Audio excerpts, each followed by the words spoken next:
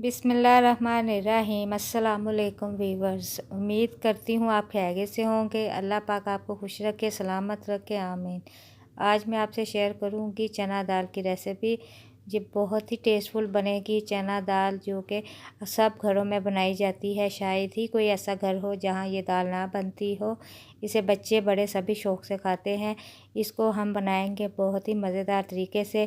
चले हम अपनी रेसिपी स्टार्ट करते हैं। यहाँ पर मैंने आधा किलो चना दाल ली है, जिसे 1 घंटा पहले भिगो दिया था। सबसे पहले हम चना दाल को बॉयल करेंगे। यहाँ मैंने कढ़ाई में दाल ऐड कर दी है।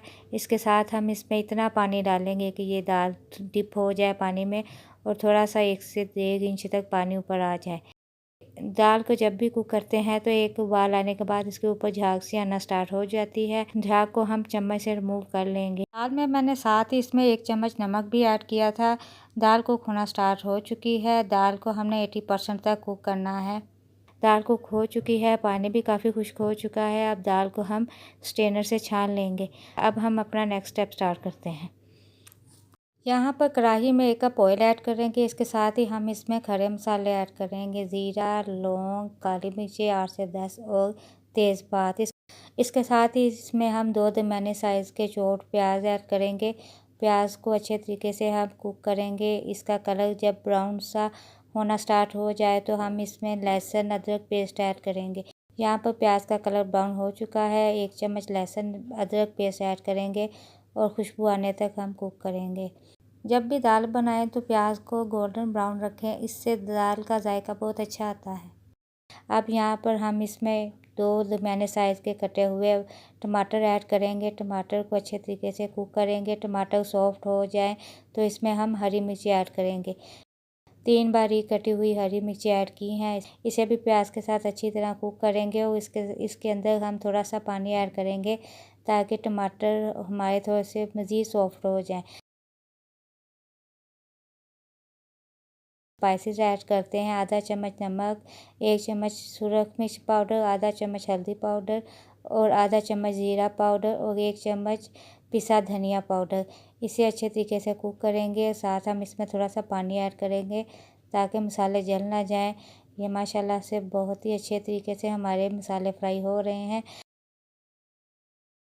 अब इस पॉइंट पर 2 चम्मच लेमन जूस ऐड करेंगे, जिससे हमारी दाल में थोड़ा सा खट्टापन सा आएगा। अब हम इसमें अपनी बॉयल की हुई दाल ऐड करेंगे। 4 से 5 मिनट तक दाल को हम चम्मच हिलाते हुए भूनेंगे। चना दाल के बहुत से फ़ायदे हैं। इसमें बहुत सा प्रोटीन पाया जाता है। इसको ज़रूर इस्तेमाल करना चाहिए। ख़ास तौर पर ये स्किन के लिए भी बहुत अच्छा है। वेट लॉस के लिए भी चना दाल बहुत अच्छी है। इसका सूप बनाकर पिया जा सकता है, जिससे बहुत आसानी से वज़न कम किया जा सकता है। दाल हमारी अच्छे से भून चुकी है। अब हम इसमें पानी ऐड करते हैं। यहाँ पर मैंने 1.5 गिलास पानी ऐड किया है, क्योंकि दाल हमारी थोड़ी सी कच्ची थी। ये पानी में अच्छे तरीके से गल जाएगी। मैं यहाँ पर आधा किलो दाल बना रही हूँ, तो इसलिए मैंने इसमें 1.5 गिलास पानी ऐड किया है। अगर आप कम बनाएं तो फिर 1 कप पानी ऐड करें। यहाँ पर अब हम इसमें 1 चम्मच गरम मसाला ऐड करेंगे। इसे अच्छे तरीके से दाल में मिक्स करेंगे। माशाल्लाह बहुत अच्छी खुशबू आ रही है। बहुत ही टेस्टी दाल बनकर तैयार हो रही है। अब हम दाल को कवर के साथ मीडियम आंच पर 10 मिनट तक कुक करेंगे। यहाँ पर 10 मिनट हो चुके हैं। अब हम दाल को चेक करते हैं, चम्मच हिलाते हैं। माशाल्लाह से हमारी दाल बहुत अच्छी सी तैयार हो रही है। अब हम इसके ऊपर हरा धनिया और अदरक ऐड करेंगे और इसके ऊपर कवर देंगे। अब हम दाल के लिए तड़का तैयार करते हैं। यहाँ पर पैन में आधा कप ऑयल ऐड किया है। ऑयल गर्म हो चुका है। अब हम इसमें सफ़ेद ज़ीरा 1 चम्मच और 7 साबुत लाल मिर्च ऐड करेंगे और इसे करकराएंगे और फिर हम इसे दाल पर ऐड करेंगे।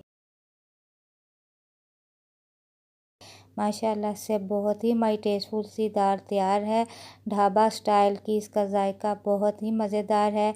देखने पे भी माशाल्लाह से इसकी लुक भी बहुत खूबसूरत आई है।